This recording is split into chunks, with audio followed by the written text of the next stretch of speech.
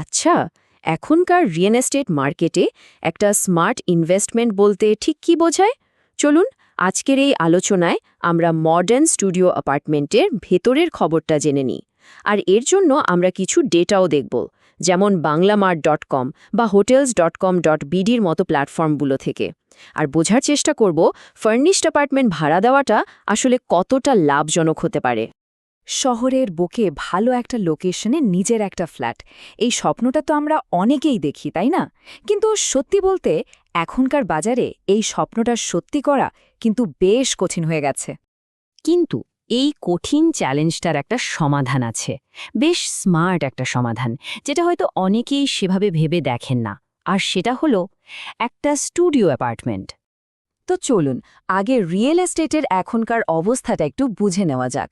ব্যাপারটা হলো দিন দিন কিন্তু ছোট আর এফিশিয়েন্ট লিভিংয়ের দিকে মানুষের ঝোঁক বাড়ছে, আর ঠিক এই জায়গাতেই স্টুডিও অ্যাপার্টমেন্টগুলো একদম পারফেক্টলি ফিট করে যাচ্ছে। দেখুন, স্টুডিও অ্যাপার্টমেন্ট কিন্তু ইনভেস্টর আর বাড়ির মালিক মানে দুজনের জন্যই একটা উইন উইন সিচুয়েশন। কিভাবে? একদিকে যেমন কম খরচে একটা প্রপার্টির মালিক হওয়া যাচ্ছে, আবার অন্যদিকে ভাড়ার যে হাই ডিমান্ড, সেটার কারণে এটা একটা স্টেডি ইনকামেরও সোর্স হয়ে দাঁড়াচ্ছে। আচ্ছা, তো আসল প্রশ্নটা হলো একটা স্টুডিও অ্যাপার্টমেন্ট ফাইন্যান্সিয়ালি এতটা অ্যাট্রাকটিভ কেন? চলুন এর পেছনের কারণগুলো একটু খুঁজে বের করা যাক। এর সবচেয়ে বড় কারণ বা বলতে পারেন সবচেয়ে বড় প্লাস পয়েন্ট হল অ্যাফোর্ডেবিলিটি, মানে কেনার খরচটা অনেক কম।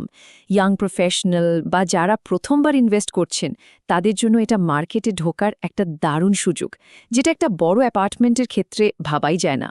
এখানে খরচ আর আয়ের মধ্যে একটা দারুণ ব্যালেন্স আছে।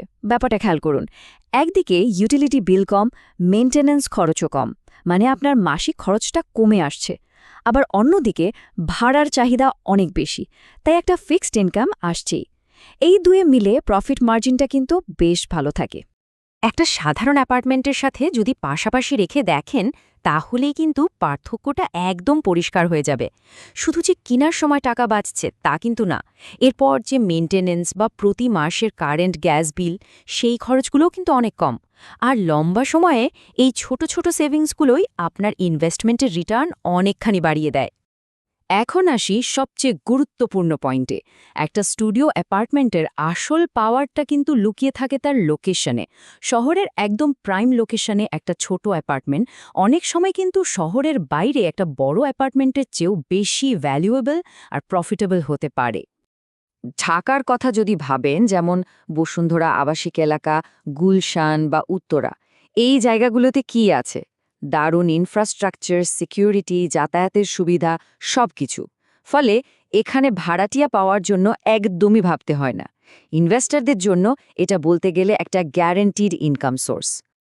তো ইনভেস্টমেন্টের দিকটা তো গেল, কিন্তু ভাড়াটিয়াকে অ্যাট্রাক্ট করতে হলে তো অ্যাপার্টমেন্টটাকে সুন্দর আর ফাংশনালও হতে হবে, তাই না? আর এর জন্য জরুরি হলো ছোট জায়গার ম্যাক্সিমাম ব্যবহার করা। চলুন এখন দেখি কিভাবে একটা ছোট জায়গাকে দারুণ কার্যকরী আর আকর্ষণীয় করে তোলা যায়। ছোট জায়গার সবচেয়ে বড় ট্রিকটা কি জানেন?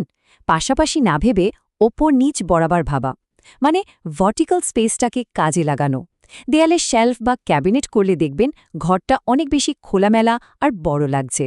একটাই তো ঘর, কিন্তু এর মধ্যেই কিন্তু আপনি আলাদা আলাদা জোন তৈরি করতে পারেন।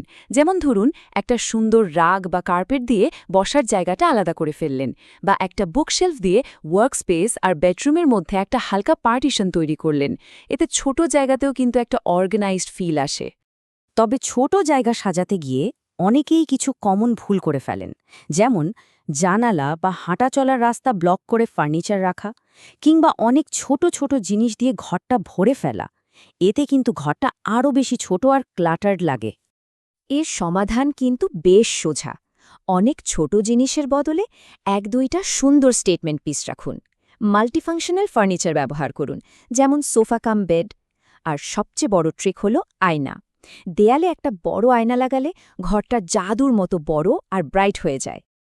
এই যে একটা কথা আছে না, মিনিম্যালিজম, এটা শুধু একটা ডিজাইন ট্রেন্ড না, এটা একটা লাইফস্টাইল। আর স্টুডিও অ্যাপার্টমেন্টের জন্য এই ফিলসফিটা একদম পারফেক্ট। জিনিসপত্র কম, জায়গা খোলামেলা, এতে কিন্তু শুধু ঘর না, মনটাও বেশ শান্ত থাকে। তো এত সব আলোচনার পর সব মিলিয়ে কি দাঁড়ালো? এই ইনভেস্টমেন্টের ফিউচারটা আসলে কেমন? চলুন পুরো বিষয়টাকে একসাথে করে শেষ সিদ্ধান্তে আসা যাক। মূলত ৩টা জিনিস এখানে একসাথে কাজ করছে। ১.